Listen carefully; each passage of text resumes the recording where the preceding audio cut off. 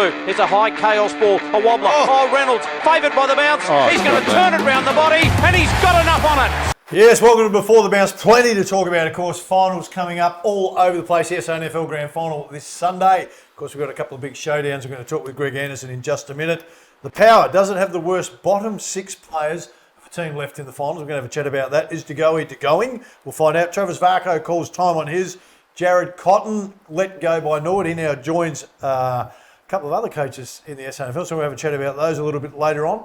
So welcome, Greg Anderson, back to the show. Ando, how are you? It's good to be here. Fantastic. What a great time of year. Just a fantastic. We're talking off camera about the finals and the atmosphere and what's happening here and what's happening there, and it just gets you going, doesn't it? It does. McGarry medal this week, mate. North Adelaide are cleaning up all over the place at the moment. What a great year that club had. So what do you had, make of this comment, mate? Port Adelaide have the worst six players, the bottom end six players is what they're saying, of any team in the finals. I mean, it's almost insulting them in top of the year, or you have. Who makes that decision? I don't get it. I mean, there's always there's been a saying that you're only as good as your bottom six. And, well, Port are pretty good then. Port are very, very good. And I think footy's changed since perhaps that statement. I mean, I was chatting regarding Todd Marshall, and he probably doesn't get a lot of possessions, but he does a lot of hard work to try to hold the ball in.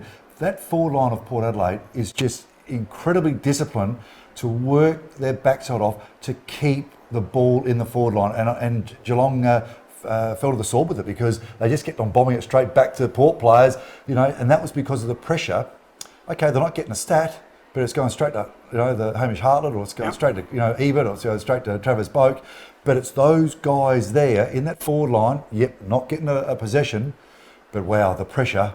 And those perhaps that top six possession-wise might be low, but I love to see what they've got there for pressure, and that's today's game. Yeah. That is today's game. It's really interesting. It's coming in tonight. I listened to Damien Hardwick. He was talking about Port Adelaide, and he said, they've been top of they're the best team at the moment. Been top all year. Really admire the way they play. Love watching them play. Yeah. And then I pick up this article. I'm going, you know what? I reckon I'll back Damien Hardwick in. Whoever wrote that, you don't know what you're talking about, son. So Collingwood kitchen sink at them. Yep. Geelong kitchen sink at them. They absorbed it and threw back at them with interest. I just find it. I reckon I've brought up a couple of times with you that Port just aren't getting the respect they should have for this year, sitting on top of the ladder for as long as they have. I just find that just staggering that someone could pull that out and go, here we go. So if they've got the worst bottom six players, what do the other teams got? Because they've been above them all year. Anyway, we could labour on too long. Jordan DeGoey, of course, the rumour is that he's going. So his record hasn't been all that good, mate. A dog bit him in the hand. Then we found out it wasn't that. It was a fight after curfew. Yeah. He's got a couple of other charges pending. He's already had a driving while disqualified charge. I mean, he's a bit of a lad. $1 million. Well, can you ask for $1 million if you're that kind of player? Well, I worked and get it and expect to get it. We're sort of saying that he's averaging at the moment. He hasn't had a real consistent year this year. Yep. Probably 10 to 12 possessions a game. Now that works out $4,500 a possession. If that's the case. Possession. Yeah. So that's which if you work it out on 10, we're talking $45,000 a game. I mean, it can be a game breaker. It can be a break. It's not consistent enough to warrant $1 million, especially through this period. There's no consistency right now. So, like when he's on, he's on. Yeah. But he hasn't shown the consistency to be one of the players, like Pendlebury, Dangerfield, Selwood, those types of players that are getting that $700,000-800,000. Yeah. How do you all of a sudden jump another quarter, basically $250,000 and say, well, I've got 10 possessions averaging a game. Yep, I can break a game, but that's every fifth or sixth game. Yeah, sometimes you get seduced by those things. Travis Varco, of course, called time on his career. He's been a good player, both at Geelong and at Collingwood. He's still playing some pretty good footy. He is. So, I mean, 4 grand finals, 2 flags, over 230 games. You'd think that his body's just said, I've had enough, or mentally he's had enough, because like I said, he's playing some good footy. You'd think he could have gone around again. It's probably a little bit of both. Of course, the family had a little bit of tragedy, of course. Yep. And that would have been a bit of a battle for him the last couple of years. But at the end of the day, he's just been such a brilliant player, and maybe he thinks, well, I'm going to finish while I'm on top. I'll do it my way, and playing great footy. Get out now and get on the media trail. That's an interesting one. We talk about the older blokes at the moment. Some of them have found the advantage in the hub, and some of the Geelong players, I've had a chat with a couple of them, have found that the warm weather has actually helped them as opposed to the cold in Geelong with their recovery. So if you look at Hodgie, for an example, in Brisbane, and now Birchall's come in out of Melbourne, both of them out of Melbourne, out of the cold, into the warm weather. And if you talk to Hodgie, he said his body felt better in the last couple of years than it did the previous 2 years down in Melbourne. Is it help blood flows? It help rehab? It helps all of that. We know the warm weather doesn't it? We know that ourselves. As we get older, we all tend to gravitate to the warmth because it's better for us. Of course it is. With your recovery, you go, has the hub actually helped a couple of football players and teams this year? I mean, Geelong are in it, Richmond are in it, and you go, and on a quick number for you, there's 88 players that are being selected in the 4 games about to get played this weekend. 87 are available. So all teams have got full selection of their players, bar one injury.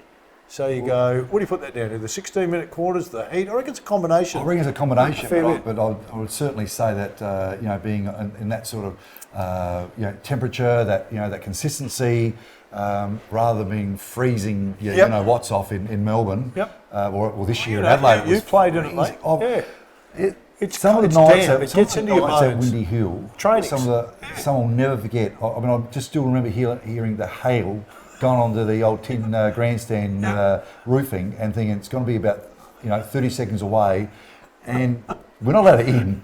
We're running on ice basically. It is so cold, and you're right. You're up in the warmer temperature.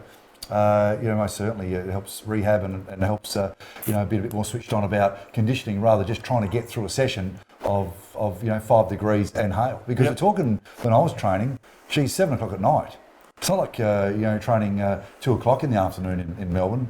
Back in those days, she was freezing. Not so good. Hey, quickly, Jared Cotton, of course, released. Mutually agreed. Now, I don't want to comment about it too much because obviously you've been mentoring Cots for the last 3 years. Obviously, I didn't do a very good job, but you kind of your thoughts. I mean, he's the third coach now that's gone, and you go, gee whiz, they couldn't have all been, Look, I in a COVID year too. Yeah, I speak to Jared from time to time, and his passion for football is second to none. I speak to a lot of his assistant coaches and also players.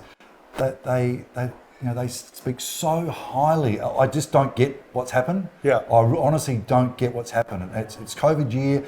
He's played finals, plenty of them over his period with Nord. I just sometimes question a board's decision for why, how, and where. I've asked this question a couple of times. Now, assuming be it Sturt, be it Centrals, be it Norwood, they make a decision to let the coach go, and other clubs have the right to do that. We know the club will always stand there. What I want to know is that the people that made the decision to let them go, if the club goes worse the following year with the new coach, do they resign? There's no. Do they? No. It always falls on the coach. It always falls on the coach. That's the part that has always frustrated me. And I've heard people say, and I've got a line for this. You know how they come up and go, be it basketball, be it footy, be it soccer, and they're fans of the game. And we need the fans. We love them. But the number of times, and you've coached, the number of people that come up and tell you what you're doing wrong. Now, these are the people that are never at training, turn up to watch the game. I say to them, on average, over the 20-year journey, I reckon I've flown in a plane at least once a week. Because sometimes I was travelling 3 or 4 times a week. So on average, once a week for 20 years, not one time did I ever walk up to the pilot and tell him how to fly the plane. No, look, it's very very amazing how we'll walk up to the coach and tell him what he's doing wrong. Or if your car has something wrong with it, you take it to the mechanic and you let him fix it. You never say, this is what's wrong with it. But it's human nature, isn't it? It's what footy's all about. There's a bit of that in it. Fortunately, we probably can have this conversation back in 1940. Yep. 1960. Same conversation now. We're going to be and the same conversation now. And look, when I coached South Adelaide, I still remember. I think we drew a game, and I thought we should have won it. Maybe I made a couple of moves to win it. We ended up drawing with it. And I walked down the grandstand, walking sort of back to the changing rooms, and 2 board of directors basically turned their back on me. You reckon that was a sign, did you? I couldn't believe it. I couldn't believe it. And as I said, they weren't there, rain and shower and high at training, pre-season. It was only round 2 or 3 to make these judgments on some of the things we're trying to try or what we're trying to implement. Because there's a lot of things that you've got to take into consideration. What are we trying? At that stage we were trying a double centre half forward, and probably cost us a goal. But we tried it, and it worked for us in the third quarter. But maybe we let it go too long. Well, But anyway, it's we as might you know, have a that's segment. We might have a segment where we talk about all that stuff, coaches and admin. I'm a believer in stay in your lane. Yeah. And if you're not at every session, then you don't know what's going on. I think Jared Cotton's a bad one. Nathan Grimer from Sturt, he's gone, although his contract was out. Jared's still had a year to run. Marty Matner, you would think. They're always Lay going to down. get money And what back. would They're they- always yeah, gonna great get job. back. He's wow. Firstly, what a wonderful footballer. Everything he seems to touch, he does so well with, and always talking premierships. So yeah, I mean his time was up with the Crows, and the door opens up, and they're going to get back to him. Yeah, always going to. Hey, siren's going to sound on the first quarter, mate. We want to mention Air Diffusion Agencies, of course, the sponsor of our show. Billy just a Fred, crate, over 200 staff Air Diffusion Agencies have got now, mate. They're in Queensland, they're in the Northern Territory, big here in South Australia. And that figure wouldn't be wrong talking about some of the local community sports that he sponsors. Oh, there. he's massive. Anything down south, mate. He's in the Surf Lifesaving Club. He's in the BMXs. You need to get down and support Billy. Air Diffusion Agencies, they are one of the great companies here in South Australia. Back in a moment. Air Diffusion Agencies are the market leader in air conditioning component manufacturing. Using state-of-the-art technologies to design and innovate, they have the largest range of components for all air conditioning, heating and ventilation systems. Air Diffusion are proudly Australian family-owned, trading for over 30 years and employing over 150 experienced staff. Servicing all of Adelaide with 3 huge locations, they really are your one-stop air conditioning trade centre. So demand Air Diffusion products in your home or business. And welcome back to For the Bounce. We had a little break, a little oranges, and we're ready to go. A couple of little snakes, a bit of sugar. Ice packs on so it's on the back. It was a tough first quarter. Yeah. First quarter, mate. Went into the Didn't you love it when you were a kid and just get the oranges after your mum's cut them all up in the little lunchbox? Fantastic.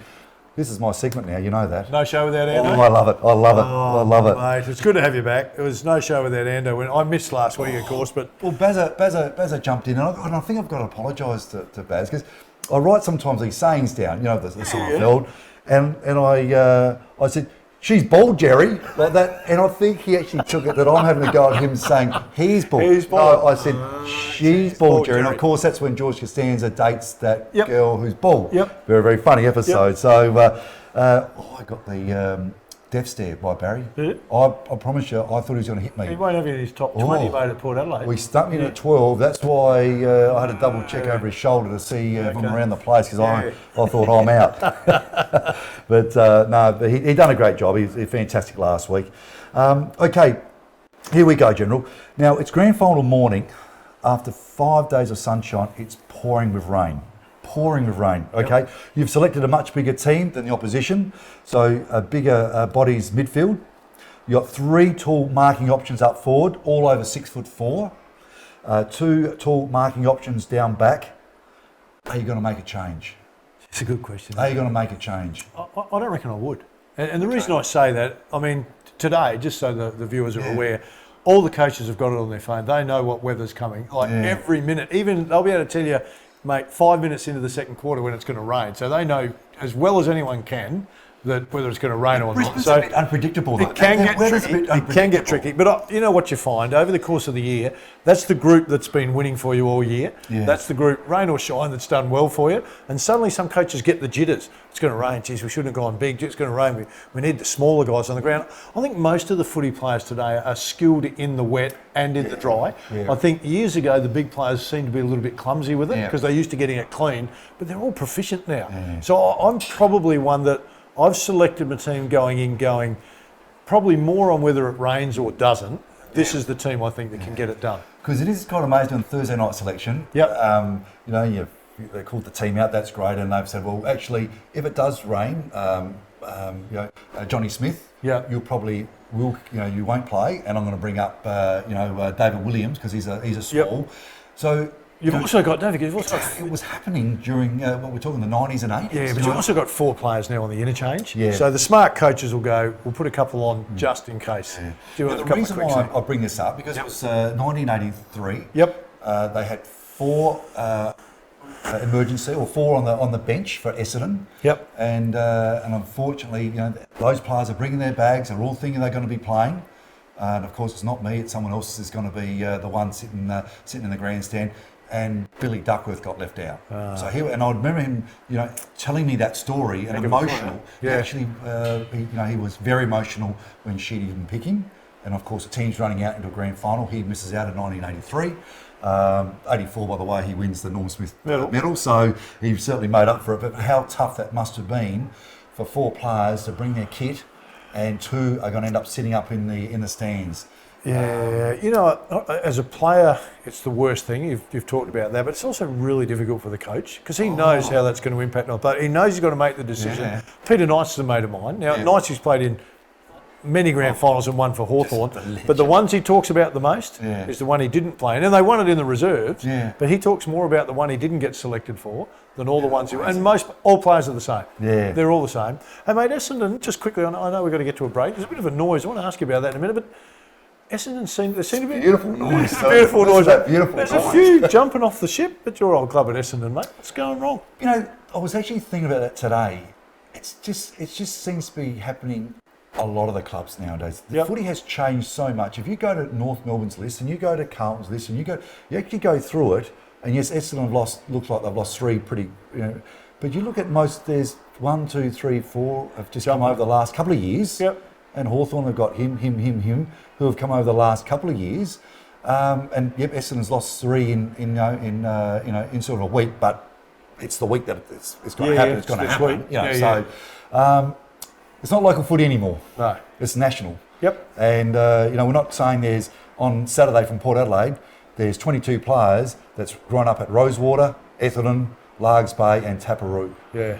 There's probably about 2. Yeah. The rest could be from Queensland, could be from Northern Territory, from Tasmania. Yep. So teams, I think, don't have the loyalty like it was yesterday. Oh, there's no question. But I think that's where Port Adelaide has done it so beautifully. But I think some of them actually think they are brought up from Ethelton. Yeah. They were born across right next to the Cheltenham Railway Station. Don't doubt their work in the 150 They have done it beautifully. Story. Yep. They've done it beautifully, and that's been the difference. And a lot of journalists. Noise, mate? The noise. What is that noise? It's a bit of a hum. It's a noise. We've got to go that break. We've got to go that break. Enjoy it. Enjoy it.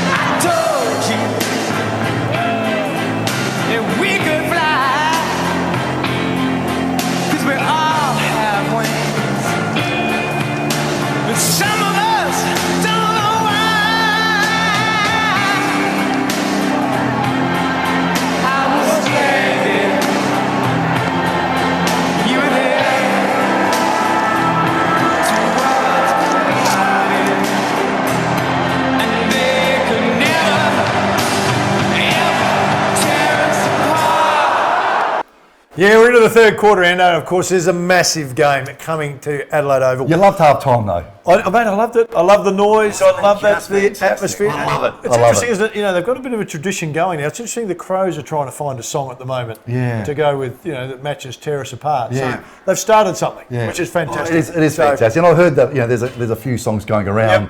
With the Crows, probably not the ones to take. But anyway, I want to ask you this, mate, just quickly, because I've got some stats. I want to read them to you. But we know Friday night, big game here. Massive game. Power.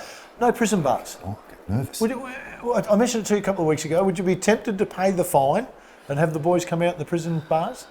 I think this year has been all about the 150th. Yep. I think it's bigger than the prison bars. I really do. I think the players have embraced the 150th, and we're part of it. The 1870 on their Guernsey. They're all talking about. They're not as much talking about the prison bars. Yep. They seem to be really talking about this is this is our 150th year. Yep. And actually say this is our 150th year. For past players, past supporters, it's you feel like you're involved. You feel like you're just about to put your boots on. Okay, so I'm a line through it, doesn't matter. All right, let's talk about it, mate. Power met Richmond here August the 8th, 2020. Yeah. And, of course, they went on to win that one quite comfortably by 21 points. Yeah. The last time they met was back in 2019 before that. So I'm just giving you their 3 last run-ins. It was July 20 last year. Richmond got them by 38 points. Yep. The only other one was back in April of last year where Richmond got Power by 7 points. So it's hard to read those first 2, but the last one's probably the most relevant. Then their run-in. So who have they played on the run in is the really interesting one. Power's last 5 games. Now bear in mind, Power have won 9 of their last 10 games. So they are amazing record. So they've just beaten in their last 5 Geelong, Collingwood, Essendon, North Melbourne and Sydney. Yeah. So that's a pretty damn good group to come in against. Richmond have won 4 and lost 1. So they won against St Kilda, of course, last weekend. They lost to Brisbane, a win against the Crows, a win against Geelong and a win against Freo. It's not quite as powerful as it's not as Port have powerful. done, is it? I don't think they're as conditioned from those years they won the premierships. Yep. I think they've had lots of injuries and and sort of ins and outs. I know they've been settled the last 5 or 6 weeks, but Port have all year. Yep. They've been really settled, and I think that might be the difference. And a lot of the media and even other clubs are saying they can't believe how close the Port playing group is, and they can see that on the field. There's love, and look, it's hard to go with a tip, isn't it? Because we're talking about this, you're only as good as your bottom 6. Well, I'm saying our bottom 6 worked as hard as any other of the other 3 clubs in the finals. Yep. That's the difference. Is it all about stats? Probably not so much, because we see the last couple of games, both Collingwood through the kitchen sink, so did Geelong, and the pressure that they put forward line players they just kicked it straight back to the back line, just waiting. And I just thought, that's a great sign of a team that's got a lot of confidence and they're playing hard footy for their teammate. All right, a lot of people are trying to predict how the game's going to start. They're going to say it's going to be hot in the kitchen sink, it's going to be boiling. Are Richmond going to come really hard early to try and take the crowd out of the game? I think Collingwood tried that. Yep. And I think Geelong's tried it. Yep. Look, they seem to absorb it quite well. I mean, today's footy is different. Let's go back to the start of the 1985 grand final where Essendon played Hawthorn, and it was all in blue. Or Norwood played Port Adelaide back in 1984, and I think I was the only one not in the fight. Hence I got the first kick of the game. You cannot afford to get in a fight. That's the other thing. And that's the thing. That's So the risk, we got big, the big bodies. We've got Charlie. we've got Charlie. Yep. You've got Travis Boak. You've got Ollie Wines. Yep. You've got Ebert. We've got some very Pepper. big. Yep. Power Pepper. So we've got some big, strong bodies. Yep. I think I'm really hoping Richmond play that mind game, because I don't think they have the big bodies to upset them. It's not like they've got a Reece Jones ready to get on a clock, and they've got a big Dermot Brereton. They haven't got anything that's going to really unsettle those particular players. Yes, without unsettling themselves. So they're playing at home. They've got 25,000 supporters. that's the edge. There's a big edge. I mean, Richmond played in that grand final against the Crows. Well, they had 90,000. Yep. And I think the poor Crows had about 10,000 supporters. Well, this time, of course, a few years ago when the Power played Richmond, the whole crowd was Port Adelaide. Yep. I don't think Richmond even played that first quarter. Makes a big difference when So you're clearly, mate, you're going for Power. home game. My dad always said it's worth 2 goals. Well, that might be enough to get them over the line. Hey, we need to get to a break. Air Diffusion Agencies, great sponsors of ours. That's a big quarter, that one. Let's come back, I'm mate. Let's chat about Brisbane and Geelong. Back in a moment.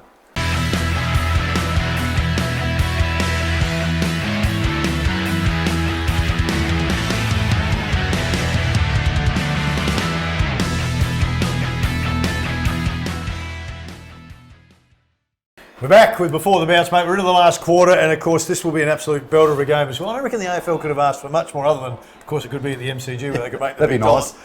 Brisbane v Geelong in Brisbane. So, just a couple of quick stats for you, because I know you like them, mate. July the 9th this year, Geelong by 27 points over Brisbane.